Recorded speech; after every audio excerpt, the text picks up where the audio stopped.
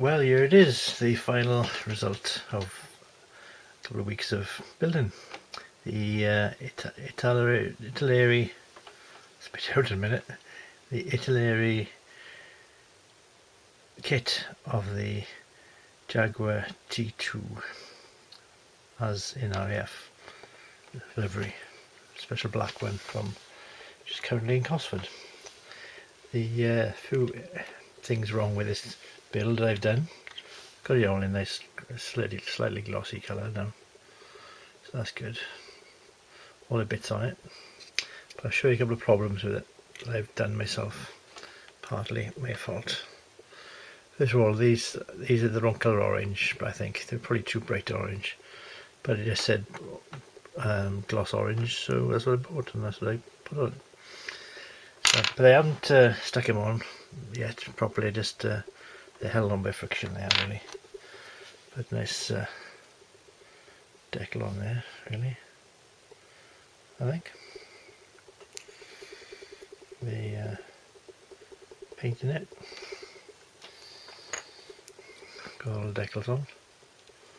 This is probably sticking out too far, this hook, I don't know. This bit nearly came off. I managed to get the air brakes on, both air brakes on, but then when I was painting it the other night, I realised I managed to put the air brakes on the wrong way around. This is supposed to be there and that's supposed to be there, but they're nicely tightly on now, and I really can't be bothered to change where they are. It's just going to be too much of a problem to do. I know it's done wrong, and it's something I'm going to have to laugh about to myself. This is a handmade, scratch built actuator. Now it got some very small parts on here, and they haven't got the pegs to put them into either the holes, so this one here, this pitot tube here, you see it on my thumb finger, that about 1mm across, I'd be stuck on very carefully, and the other one should be one on this side that vanished somewhere, that fell off the tweezers and got lost. These two aerial antenna here are also difficult to put on because there's no holes to put them in, just a touch contact thing, so they're barely on. So what I should have done is this part goes on separately, so I should put those on at the same time as that. Put those onto that first, I mean, yeah, so then it's easier to handle rather than trying to hold it all plain when you put in the small parts on.